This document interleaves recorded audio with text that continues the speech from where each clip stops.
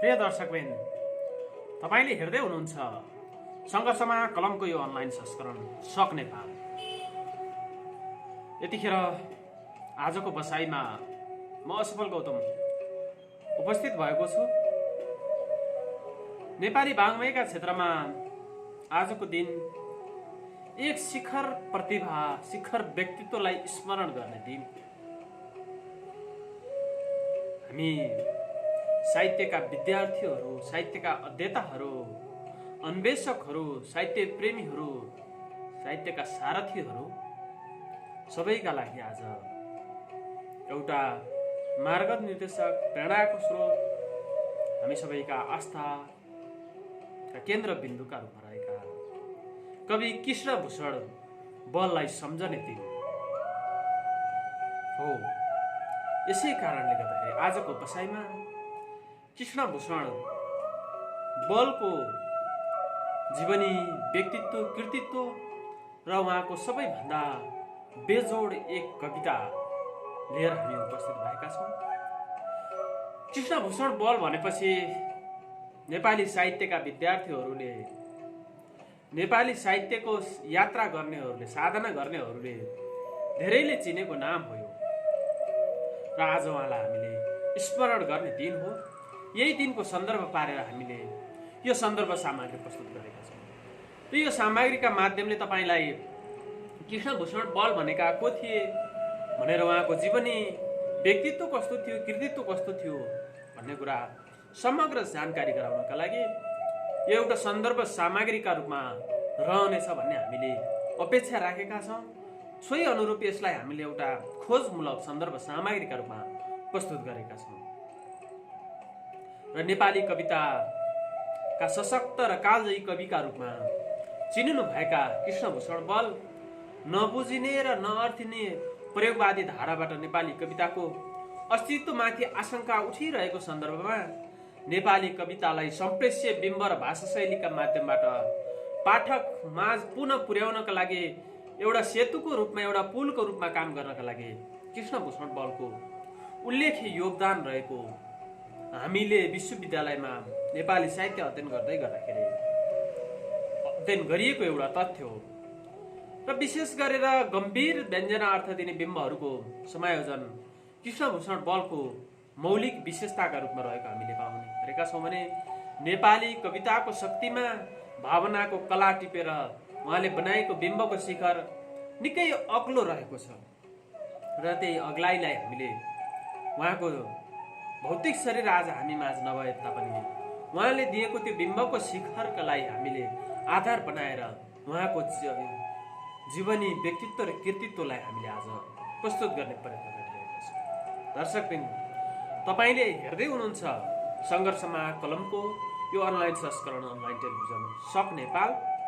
र हामीले विभिन्न श्रेष्ठ साधकका सिर्जनाहरू सँगसँगै श्रेष्ठ साधकका जीवनी, व्यक्तित्व र कृतित्वहरूलाई प्रस्तुत गर्दै आएका छौँ। यहाँहरूको माया, ममता, सद्भावले हामीलाई यसै गरेर हौसला थपिरहेको छ। आगामी दिनमा पनि यस्तै साथ र सहयोग रहनेछ भन्ने हामीले अपेक्षा गरेका छौँ। 2004 साल चैतको 1 गतेका दिन कवि कृष्णभूषण बलको जन्म पिता हेमबल तामाङ र माता शारदा घिसिङ तामाङका पुत्र रत्नका रूपमा उहाँको जन्म भएको थियो। र उहाँ पछाडि उहाँका 2वटा बहिनीहरू पनि जन्मनु भएको थियो। र कृष्णभूषण बलको जन्म चाहिँ उहाँकी आमा मामा घरमै रहेको बेला मामा घरमा भएको थियो भनेर हामीले उहाँको जीवनी पढ्न पाएका छौँ। र सानैमा आमालाई गुमाउनु भएका कृष्णभूषण बलले अर्की आमा विमाताको माया, ममता र स्नेहमा हुर्कनु परेको थियो। बाबाले अर्को घरबार गरेपछि, अर्की कान्छी श्रीमती ल्याएपछि कान्छी आमाको रेखदेखमा उहाँ हुर्कनु परेको थियो भने कृष्णभूषण बलको बसाइ मावलमै रहेको थियो। र उहाँ धेरै समय मावलमै बसेर हुर्कनु भयो। मावली घरमा जन्मनु भएको थियो उहाँ, र मावली घरमै हुर्कनु भयो भने उहाँका बहिनीहरू भने घरमै बसेर हुर्कनु भएको थियो र उहाँको कृष्णभूषण बल भनेर नेपाली वाङ्मयका क्षेत्रमा हामीले पढ्दै गर्दाखेरि उहाँको नाम भने निम्न माध्यमिक तहको अध्ययन गरिन्जेलसम्म उहाँको नाम कृष्णभूषण बल थिएन। उहाँ त टीकाराम तामाङका रूपमा रहनु भएको थियो। स्कुले जीवनमा उहाँ टीकाराम तामाङ भनेर चिन्नु भएको थियो। मावली घरमा बसेर हुर्कनु भएका टीकाराम तामाङले वहीँबाट सावा अक्षर चिन्नुभयो र अहिलेको रवि क्याम्पस र दुर्ग उच्च माध्यमिक विद्यालय, त्यो बेलाको निमामी विद्यालयमा उहाँले पढ्ने अवसर पाउनु भएको थियो।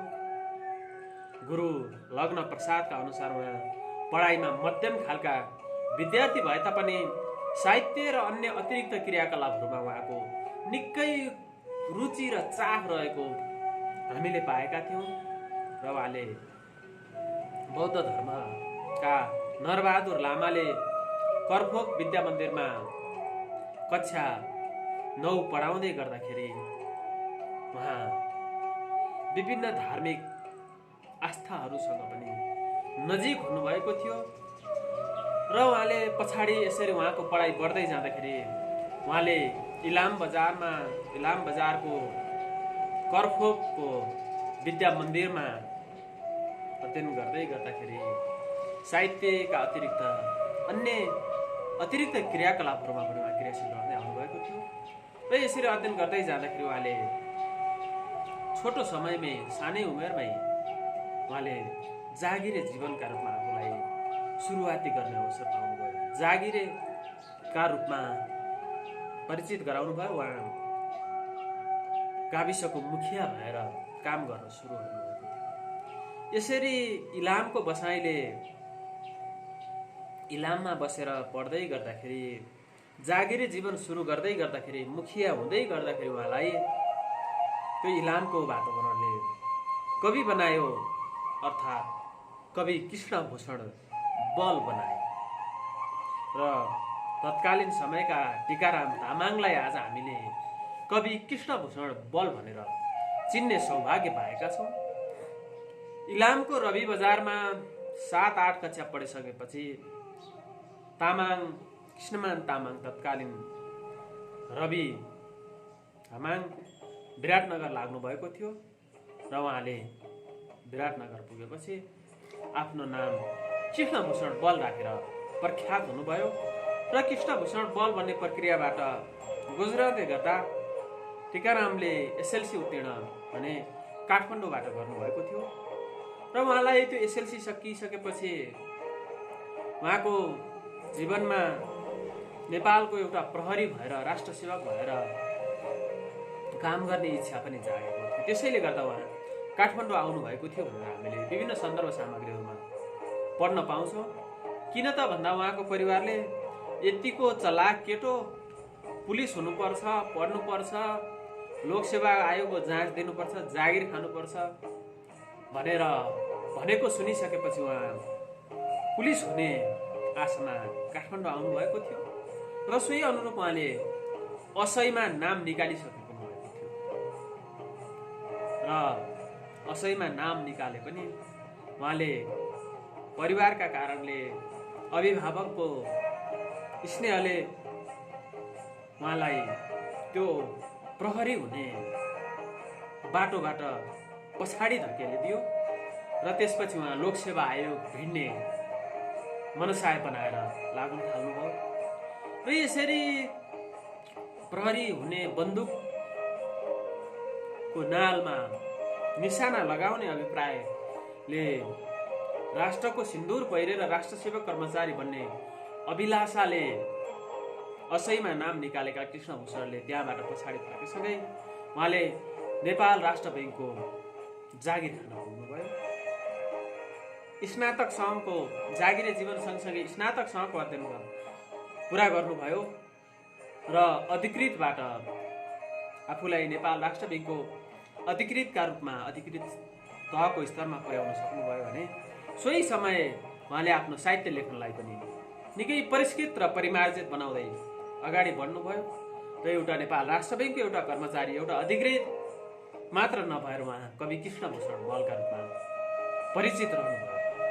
इलाममा रहँदा एउटा तत्कालीन जिल्ला पञ्चायतको मुखिया भएर काम गरेका कवि कृष्णभूषण बल यसरी नेपाल राष्ट्र ब्याङ्कको अधिकृत हुँदै गर्दाखेरि कहिले कविता लेखेर सुनाउन थाल्नुभयो र उहाँको सबैभन्दा पहिलो कविता म युवक हुँ इलामबाट प्रकाशित हुने सौगात पत्रिकामा छापिएको थियो भनेर हामीले विभिन्न सन्दर्भ सामग्रीहरूमा पढ्ने अवसर पाएका छौँ। म युवक हुँ भनेर तत्कालीन आफ्नो जोसलाई अभिव्यक्त गरिएको कविता निकै बेजोड कविता थियो भन्ने हामीले ठान्छौँ। यसरी जन्मिएको 5 वर्षकै उमेरमा आफ्नी माताको निधन भएपछि विमाताको स्नेहबाट हुर्किनु भएका कवि कृष्णभूषण बलले आफ्नो जीवनमा निकै सङ्घर्ष गर्नुभएको कुरा हामीले भनिरहनु पर्दैन। तत्कालीन समयमा आमाको स्नेहबाट वञ्चित भएपछि विमाताहरूको स्नेह त्यति जति नै माया गरे पनि अरूको लाख र आमाको काख भनिन्छ, अरूले लाख गरे पनि आमाको काख जस्तो त्यो कहिल्यै पनि भएन होला, हामी त्यो आकलन गर्छौँ। यसैले उहाँ मोरङको मधुमल्लादेखि इलामको रवि बजारसम्म नुन बोकेर घर धन्दा गर्नु परेको अवस्था पनि हामीले सुन्न पाएका थियौँ। शोषण र उत्पीडनले पिल्सिएको तराई तत्कालीन समय उहाँले बाल्यकालमा कोदो रोप्ने, खेतबारी खन्ने, खेतीपातीका गर्ने साउ महाजनलाई कुत बुझाउनका लागि अनेक कर्महरू गरेर आफ्नो जीवन बिताउनु परेको हामीले पाएका छौँ। उहाँको जीवनी अध्ययनका क्रममा भेटाएका छौँ र 17 वर्षको उमेरदेखि इलाम छोडेर उहाँ काठमाडौँ बस्न थालेपछि काठमाडौँ हुँदै विराटनगरको काठ पुगिसकेपछि उहाँ 2036 सालको सडक कविता क्रान्ति उहाँ पनि सामेल हुनुभएको थियो र त्यसैको उपज उहाँको निकै बेजोड मानिएको कविता सङ्ग्रह भोलि बाँच्ने बिहान। हेर्नुहोस् त कति आलङ्कारिक छ।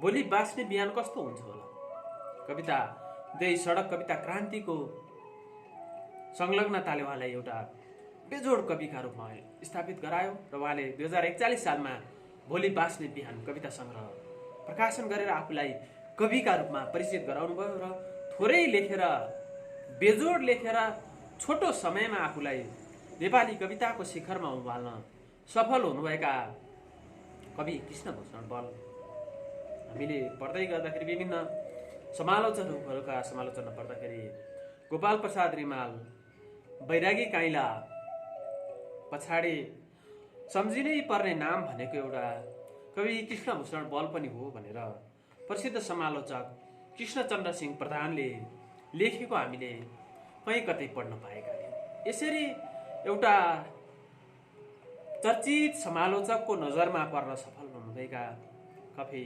कृष्णभूषण बलको त्यो कविता सङ्ग्रहभित्रको काठमाडौँ एक्लैले अब काठमाडौँ बोक्न सक्दैन निकै बेजोड कविताका रूपमा मानिन्छ। काठमाडौँ एक्लैले अब सिङ्गो नेपाल थाम्न सक्दैन। अब काठमाडौँ जस्ता साना साना काठमाडौँहरू स्थापना भइसकेका छन् भनेर हुकार गर्नुभएको हामीले देखिन्छ र उहाँले उहाँको अभिव्यक्तिबाट कविताका बान्कीहरूबाट हामीले त्यो अभिव्यक्त भएको देख्न पाउँछौँ भने उहाँ विराटनगरमा छँदाखेरि देशान्तर साप्ताहिकमा सुनाखरी लामाका नामले स्तम्भकार रहेर समेत कलम चलाउनु भएको थियो। तत्कालीन समयमा आफ्नै नाममा कलम चलाउन पनि गाह्रो थियो, ज्यान जोगाउन धौधौ थियो। त्यसैले गर्दाखेरि उहाँले देशान्तर साप्ताहिकमा सुनाखरी लामाका नामबाट, छद्म नामबाट तत्कालीन शासन व्यवस्था, तत्कालीन परिवेश र अवस्थाप्रतिका विकृति र विसङ्गतिहरूप्रति खरो टिप्पणी गरेर आफूलाई स्तम्भकारका रूपमा पनि परिचित गराउनु भएको थियो। र उहाँ नागरिक दैनिकको पूर्वेली संस्करण अन्तर्गतको पछिल्लो समय एउटा स्तम्भकारका रूपमा पनि रहनु भएको थियो र उहाँले पछिल्लो समय एउटा निबन्ध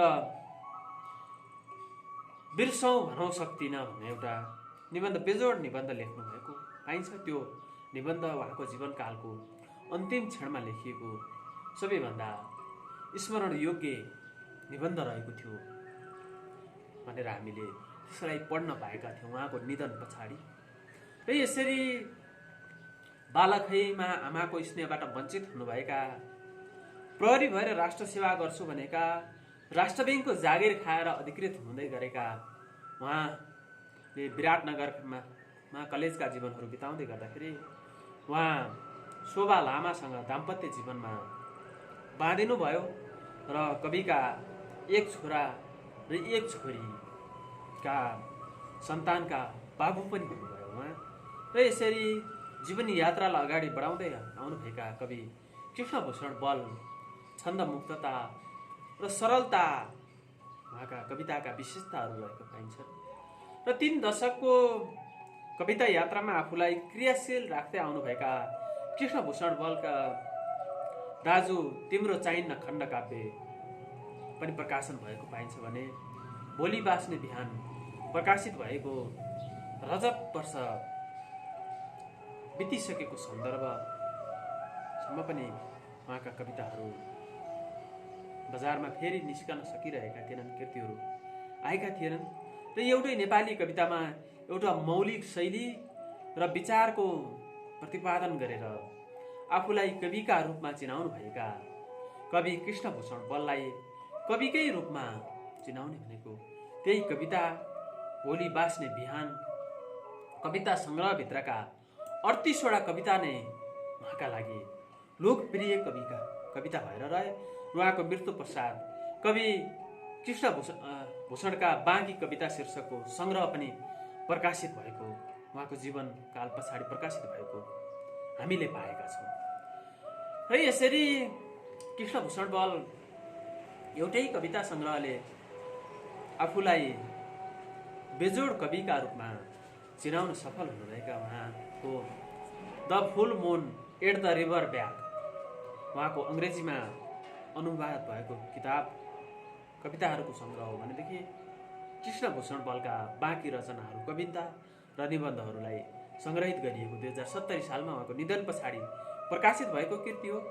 र दाजु तिम्रो हात चाहिन्छ खण्डकाव्य 2033 सालमा प्रकाशन भएको सङ्ग्रह थियो भने साहित्यकार परिचय र अभिव्यक्ति नेपाल राजकीय प्रज्ञा प्रतिष्ठानबाट 2045 सालमा प्रकाशन भएको कृति थियो। यसरी आफ्नो साहित्य साधनामा आफूलाई क्रियाशील गराउँदै आउनुभएका कृष्णभूषण बलको योगदानको कदर गर्दै विभिन्न सम्मान पुरस्कारहरू उहाँलाई प्राप्त भएका छन्। साहित्यकार माधव भण्डारीको सम्पादनमा इलामबाट निस्केको सौगात पत्रिकामा आफ्नो पहिलो कविता प्रकाशन गरेर जीवनको अन्तिम समयसम्म पनि लेखनमा लागिरहनुभएका कवि भूषण बललाई 2040 सालको राष्ट्रिय कविता महोत्सवमा पुरस्कृत अवसर प्राप्त भएको थियो भने 2040 सालमै उहाँले प्रतिभा पुरस्कार विराटनगरबाट प्रतिभा पुरस्कार पाउनु भएको थियो भने 2041 सालको राष्ट्रिय कविता महोत्सवमा पनि उहाँ पुरस्कृत हुनुभएको थियो। र यसरी 40को दशकबाट आफूलाई पुरस्कृत प्रतिभाका रूपमा अगाडि बढाउँदै आउनुभएका कवि बललाई विभिन्न सम्मान पुरस्कारहरू प्राप्त भएका थिए। उहाँलाई नवरत्न साहित्य सम्मान धरमपुरले 2052 सालमा पुरस्कृत गरेको थियो। यस्तै राष्ट्रिय प्रतिभा पुरस्कार 2057बाट पुरस्कृत हुनुभएको थियो भने डाक्टर स्वामी प्रपन्नाचार्य चतुर्भुज पुरस्कार 2057बाट पनि उहाँ पुरस्कृत हुनुभएको थियो भने नेपाल तामाङ घेदोङले 2060 सालमा उहाँलाई अभिनन्दन गरेको थियो। साहित्य कला सङ्गमले 2060मा, शिरोमणि पुस्तकालय परिवारले पनि उहाँलाई 2060मा र रविवासीका तर्फबाट पनि उहाँलाई युरेसिया रेउकाईका समाजबाट पनि उहाँलाई विभिन्न सम्मानहरू प्राप्त भएका थिए। यसै गरी 2062 सालमा माधुरीमा नेपालबाट सम्मान प्राप्त भएको थियो भने चेतना प्रतिभा तथा संरक्षण प्रतिष्ठानले उहाँलाई 2063मा वसुन्धरा मानश्री पुरस्कार 2063 पनि उहाँले प्राप्त गर्नुभएको थियो। यसरी विभिन्न सम्मान पुरस्कार प्राप्त गर्नुभएका उहाँले नेपाल प्रज्ञा प्रतिष्ठानको प्राज्ञ परिषद सदस्य भएर काम गर्नुभएको थियो भने बाँडी प्रकाशनका विराटनगरको अध्यक्ष, लोकतान्त्रिक संस्था मञ्चको अध्यक्ष रहेर पनि उहाँले काम गर्नुभएको थियो। र जीवन स्मृति प्रतिष्ठान, नवरङ्ग साहित्य प्रतिष्ठान, वनिता प्रकाशन लगायतका संस्थामा आजीवन सदस्य रहनुभएका कृष्णभूषण बललाई हामीले छोटो समयमै गुमाउनु पर्यो। र यसरी आफूलाई साधनामा क्रियाशील लगाउँदै आउनुभएका कवि कृष्णभूषण बल शारीरिक मानसिक हिसाब किताबले तन्दुरुस्त हुनुहुन्थ्यो। आफ्नो स्वास्थ्य अवस्थालाई मजबुत राख्नका लागि उहाँ बिहानमा मर्निङ वाक गर्नुहुन्थ्यो। यद्यपि जति सचेत हुँदै पनि उहाँलाई हामीले 2059 असार 11 गतेका दिन हामीले गुमाउनु पर्यो। र त्यो सन्दर्भ पनि उहाँलाई यसरी असमयमै गुमाउनु पर्ला भनेर कसैले कल्पना गरेकै थिएनन्। उहाँ मर्निङ वाक गरेर घरमा फर्केर आएपछि त्यसको 3 दिनपछि निधन भएको थियो। मर्निङ वाक गरेर घरमा आएर उहाँले नुहाउँदै गर्दाखेरि बेहोस भएर ढल्नुभएका उहाँ त्यतिखेर प्रज्ञा प्रतिष्ठानका प्राज्ञ सदस्य भएका कारणले गर्दाखेरि उहाँलाई एउटा सम्मानित प्रतिभाका रूपमा पनि हेरिँदै आएको थियो। बेजोड कविता लेख्ने भएका कारणले पनि उहाँको कवित्वले पनि उहाँलाई चर्चित बनाएको थियो र उहाँको त्यो बेहोसी भएर लड्दै गर्दाखेरि नै र उहाँलाई 4 दिनपछि ब्रेन हेमरेज भएको समाचार आएसँगै विराटनगर स्थित न्युरो अस्पतालमा उपचारार्थ भर्ना गरिएसँगै उहाँका शुभेच्छुक शुभचिन्तकहरूले स्वास्थ्य लाभको कामना गरेर उहाँको जीवनको अन्तिम क्षणमा अझै बाँचेर साधनामा अझै योगदान दियो हुन्थ्यो भनेर चाहेका थिए। तर त्यो प्रार्थना केवल प्रार्थना मात्रै रह्यो। अन्ततः 2069 असार 11 गते साँझको 7:25 बजे हामीले कवि कृष्णभूषण बललाई को भौतिक शरीरलाई गुमाउनु पर्यो। यसरी 65 वर्षको उमेर पार गर्न नपाउँदै हामीले नेपाली वाङ्मयका क्षेत्रका एक मूर्धन्य व्यक्तित्व, कविताका एक शिखर व्यक्तित्वलाई हामीले गुमाउनु पर्यो। र आज कुनै कवि कृष्णभूषण बलको जीवनी, व्यक्तित्व र कृतित्वलाई यो बसाइमा हामीले प्रस्तुत गरेर उहाँको स्मरण गर्ने प्रयत्न गरेका छौँ। यो भनेको हामीले हाम्रा अग्रजहरूले देखाएको मार्गलाई अनुसरण गर्न नसके पनि उहाँहरूको सत्कर्मको स्मरण गर्ने प्रयत्न भने गरेर हामीले उहाँहरूको सम्मान, साधनाको सम्मान गर्ने प्रयास गरेका छौँ भन्ने हामीले ठानेका छौँ। दर्शकबिन, तपाईँले हेर्दै हुनुहुन्छ यतिखेर सङ्घर्षमा कलमको यो अनलाइन संस्करण, अनलाइन टेलिभिजन माध्यमबाट, सक नेपालका माध्यमबाट यो स्रष्टा साधकहरूको चिनारी प्रस्तुत गर्ने, स्रष्टाहरूको जीवन्त स्रष्टाहरूको ऐतिहासिकता, जीवनी, व्यक्तित्व र कृतित्वलाई उहाँहरूकै स्मृति दिवस अर्थात् जन्म जयन्ती सन्दर्भ पारेर जीवनी, व्यक्तित्व, कृतित्व र उहाँका लोकप्रिय सृजनाहरूलाई अभिव्यक्त गर्ने, प्रस्तुत गर्ने श्रृङ्खलामा आजको बसाइमा हामीले कवि कृष्णभूषण बलको स्मरण गरेका छौँ। आज कवि कृष्णभूषण बललाई को स्मरण गर्ने दिन, स्मृति जयन्तीको सन्दर्भ पारेर हामीले त्यो सन्दर्भ सामग्री प्रस्तुत गरेका छौँ र हामी आशावादी छौँ यो सामग्रीले अवश्य पनि यहाँहरू लाभान्वित हुनुहुन्छ र नेपाली साहित्य अध्ययन गर्ने अध्येताहरूलाई, शुभेच्छुक शुभचिन्तकहरूलाई, साहित्यका विद्यार्थीहरूका लागि कवि कृष्णभूषण बलको यो सन्दर्भ सामग्रीले अवश्य पनि एउटा इँटा थप्नका लागि, उहाँको बारेमा, जीवनी, व्यक्तित्व र कृतित्वको बारेमा केही बुझ्नका लागि केही सन्दर्भ सामग्री बन्यो भन्ने हामीले ठानेका छौँ। र अब यो उहाँको जीवनी, व्यक्तित्व र कृतित्वसँगै उहाँको भोलि बाँच्ने बिहान कविता सङ्ग्रहभित्रको निकै चर्चित कविता जुन 2041 सालमा प्रकाशित भएको कृतिभित्रको निकै बेजोड कविताका रूपमा मानिन्छ। काठमाडौँ एक्लैले अब काठमाडौँ बोक्न सक्दैन हो, काठमाडौँ एक्लैले अब काठमाडौँ बोक्न सक्दैन। अबको विषयमा कवि भूषणको यो बेजोड कविता काठमाडौँ एक्लैले अब काठमाडौँ बोक्न सक्दैन।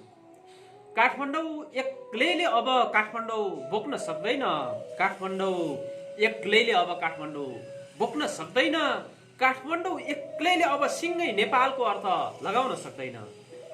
नाग्नु पर्छ पैतालाहरूले अब भन्ज्याङहरू, टेक्नु पर्छ आँखाहरूले अब सारा पहाडहरू।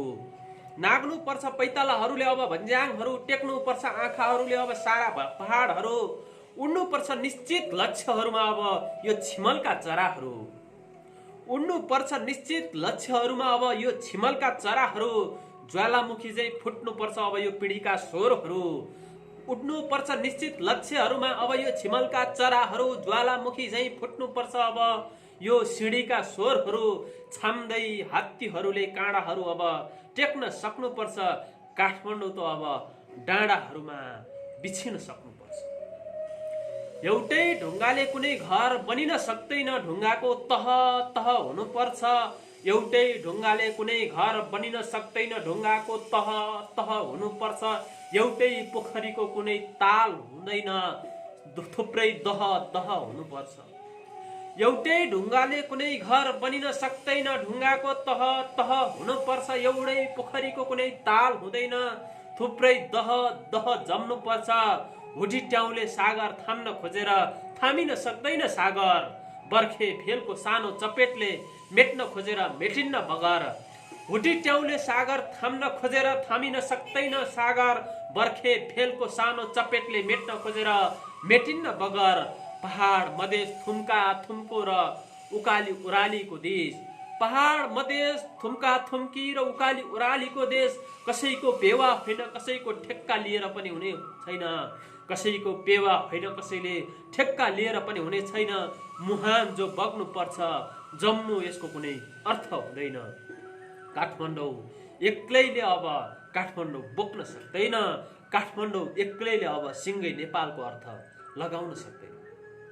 खोरमा थुनिएर पनि बिहानीको सङ्केत दिन कुखुराको भाले, खोरमा थुनिएर पनि बिहानीको सङ्केत दिन कुखुराको भाले। निरर्थक प्रयासमा युग हाँस्छ, बलिरहेको दिनको हुस्सुले डाक्न खोजे। टुडी खेलका प्रत्येक सुरुङहरूमा घोडा छादेर त्यत्तिकै डटेकै छ इतिहास।